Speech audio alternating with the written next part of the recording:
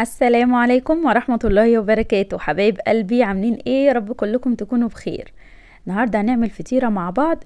هاتي بس كوبايتين من الدقيق وهنعمل فطير المشلتت الفلاحي بطريقة سهلة جدا جدا. والله يا جماعة دي اسهل طريقة هتجربوها للفطير. انا جربت تقريبا كل الطرق اللي منتشرة واللي موجودة على اليوتيوب. بجد دي اسهل واحلى طريقة تحضري بيها فطير مشلتت فلاحي، ريحته تحفة، طعمه منتهى الجمال، مورق جدا جدا جدا وبأقل تعب وأقل مجهود. وهتعمليها على طول كده للفطار او للعشاء بكوبايتين كده دقيق ومعلقتين 3 سمنة، وهتطلع معاكي احلى فطيرة في الدنيا. تابعوا الفيديو الاخر عشان تشوفوا كل التفاصيل. ما تنسوش تعملوا لايك وشير وتشتركوا في القناة، وكمان سيبولي كومنت حلو منكم. نسمي الله كده ونصلي على النبي عليه افضل الصلاه والسلام. جبت كده حوالي كوبايه الا ربع من الميه، ممكن تبقى دافيه او ميه عاديه من الحنفيه. تمام. حطيت فيها معلقه صغيره من السكر وحطيت ربع معلقه صغيره من الملح، وبدات اقلبهم كويس جدا بالشكل اللي انتوا شايفينه ده. طبعا لو دافيه بتكون افضل معاكي، بس بما اننا في الصيف فانا استخدمت ميه عاديه من الحنفيه. تمام. بعد كده هجيب الطبق اللي هعجن فيه وهحط فيه بالظبط مع كوبايتين من الدقيق. كوبايتين الدقيق دول يعادلوا بالظبط 250 جرام. تمام. طبعا من الكوبايات المعياريه. تمام. بعد كده جبت كده الميه اللي انا مدوبه فيها الملح والسكر، وبدات كده انزل بيها تدريجي واقلب كده في الدقيق. يعني هنعجن في العجينه تدريجيا كده، ما ينفعش ننزل الميه مره واحده. تمام. العجينه هتبوظ منك كده ويبقى صعب جدا انك تلميها، لكن لما تنزليها تدريجي كده بيكون اسهل معاكي، وكمان بتنشطي الجلوتين اللي موجود معاكي في الدقيق، وبتخلي العجينه كده تديكي عرق حلو. تمام. طبعا الدقيق اللي انا استخدمته ده اخد معايا اكتر من كوبايه الا ربع ميه، يعني اخد حوالي كوبايه ميه، بس الكوبايه ديت السعه بتاعتها 200 مللي بس. تمام. مش كوبايه معياريه، لان الكوبايه المعياريه السعه بتاعتها 250 مللي، فانا استخدمت ميه حوالي 190 مللي بالظبط. تمام. طبعا الميه بتختلف على حسب نوع الدقيق، والدقيق اللي انا مستخدماه دقيق متعدد الاغراض، يا اما تستخدمي دقيق متعدد الاغراض او تستخدمي دقيق فاخر. تمام.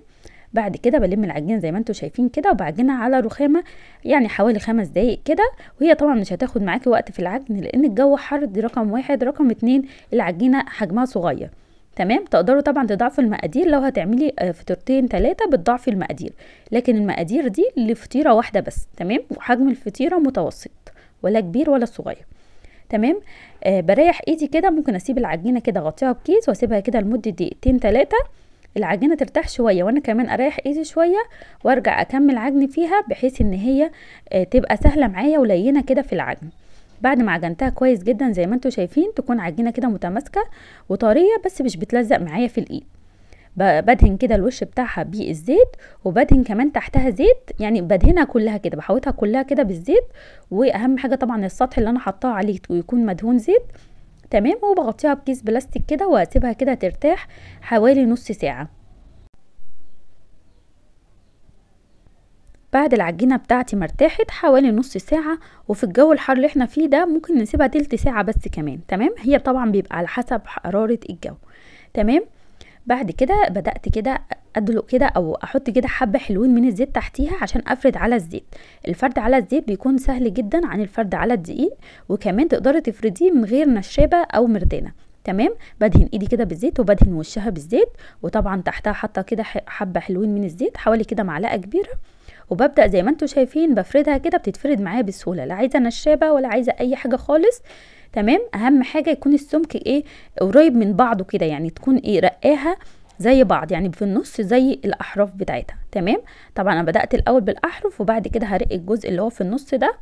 بترقي كده بايديكي، مفيش اي مشكله لو اي جزء اتقطع منك، عادي جدا مفيش مشكله خالص. انا هوريها لكم دلوقتي، هتلاقوا في اجزاء مقطوعه مني، كل العجينه بتتلم في الاخر وبتبقى حاجه واحده، ومفيش اي حاجه بتفرق خالص. بعد ما فردتها بالشكل ده، جبت كده حوالي معلقتين كبار مليانين من السمنه. طبعا السمنه الفلاحي هي اساس الفطير. تمام. بس تقدري طبعا تستخدمي اي نوع سمنه عندك، تقدري كمان تستخدمي اي نوع زبده عندك، بس طبعا الزبده او السمنه بيكونوا لينه، يعني بدرجه حراره المطبخ، ماسكه نفسها كده، بس تكون طريه. تمام. دهنت الوش بتاعها كله بالشكل اللي انتوا شايفينه ده، وبدات كده اجيب السكينه واعمل فتحات كده في العجينه زي ما انتوا شايفين. طبعا العجينه كلها فردتها على شكل مستطيل كبير. تمام. يعني فرديه على قد ما تقدري، وبعد كده بجيب السكينه وبعمل زي ما انتوا شايفين كده فتحات كده في العجينه من الجنب ده ومن الجنب ده، بحيث ان الجزء ده يكون قصاده الجزء ده بالظبط. اكيد واخدين بالكم من الصوره اكتر، يعني الشرح مش هيبقى زي الصوره. تمام. بعد كده بجيب كده اول جزء انا قطعته بالشكل ده بقلبه على بعضه. تمام. وبعد كده بحطها كده في النص. انا مش عارفه اشرح بصراحه، بس انتوا شايفين الشكل. تمام. بجيب كده الجنب ده على الجنب ده، وبعد كده الجزء اللي انا عملته بسويه كده بايدي، وبعد كده بقلبه في الجزء اللي في النص. شايفين الطريقه دي بجد سهله جدا جدا جدا، سريعه جدا.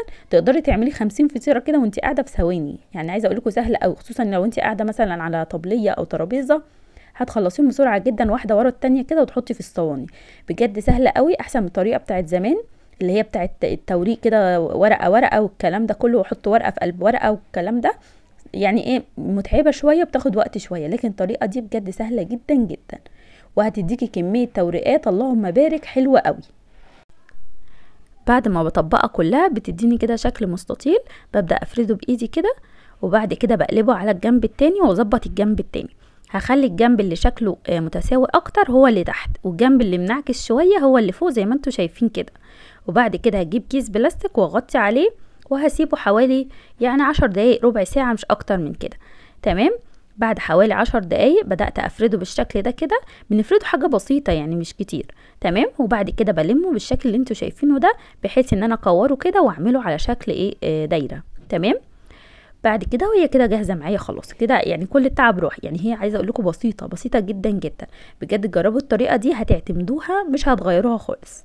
تمام. جبت بقى صينية، الصينية دي كبيرة شوية على حجم الفطيرة. تمام. ودهنتها كويس جدا بالسمنه زي ما انتوا شفتوا كده، وبعد كده حطيت فيها الفطيره وهغطيها. وقبل ما افرد الفطيره كده يفضل تسيبيها برضو ترتاح 5 دقايق 10 دقايق. يعني هو سر الفطير انك تريحي العجينه. تمام. تريحيها بعد التخمير، سوري، بعد ما تعجنيها، تريحيها بعد ما تشكليها. كل ما بتريحيها كده كل ما بتديكي نتيجه افضل وبتبقى سهله كمان. تمام. بفردها بايدي بالشكل اللي انتوا شايفينه ده، وبعد كده بدخلها الفرن. طبعا انا مسخنه الفرن، شغلاه يسخن على درجه حراره 200. تمام. درجه الحراره بتكون يعني عاليه شويه، 200 كده كويس. تمام. وبحط صاج الصينيه بتاعت الفطيره دي على الصاجه من تحت. تمام.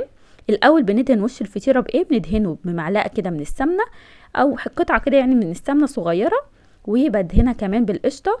وده طبعا اساس الفطير الفلاحي، بيدهن كده بالقشطه زي ما انتوا شايفين عشان يديكي لون حلو، وكمان بيديكي طعم وريحه حلوه جدا جدا. هو ده كده على اصوله بالظبط، يدهن يعني يتورق بالسمنه ويدهن بالسمنه وبالقشطه. ده كده الفطير يا جماعه، ولا تقولي لي زبده ولا تقولي لي اي حاجه تانية.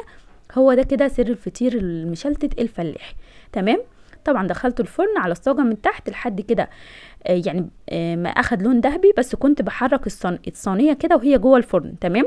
يعني بقلبها كده او بلفها كده وهي في الفرن عشان تاخد لون من كل الجهات وما تتحرقش معايا. واول ما بتاخد لون من تحت بحطها على الشبكه في نص الفرن واشغل الشوايه من فوق، وطبعا بطفي من تحت عشان تلون كده وتاخد لون حلو من فوق، ويطلع معاكي مستوي في منتهى الجمال. طبعا درجه الحراره لازم تكون عاليه شويه، ويكون الفطير محطوط في الصاج من تحت عشان الفطير معاكي ما ينشفش. دي حاجه مهمه جدا جدا، يستوي بسرعه وما ينشفش معاكي. كل ما يطول في الفرن كل ما هينشف منك. تمام. بعد ما بيطلع طبعا بنغطيه بفوطه. تمام. عشان يفضل كده محتفظ بالطراوه بتاعته. عايزه اقول لكم ان هو في منتهى الجمال، مورق جدا جدا، والوش بتاعه كده مخرفش كده وتحفه. بجد جربوه هيعجبكم جدا جدا. يا رب كده الفيديو يكون عجبكم واستفدتم منه. متنسوش تعملوا لايك وشير للفيديو لو عجبكم، وتشتركوا في القناه، ويصلوا كده على النبي في التعليقات. واشوفكم ان شاء الله في فيديو جديد، ومع الف سلامه حبايب قلبي.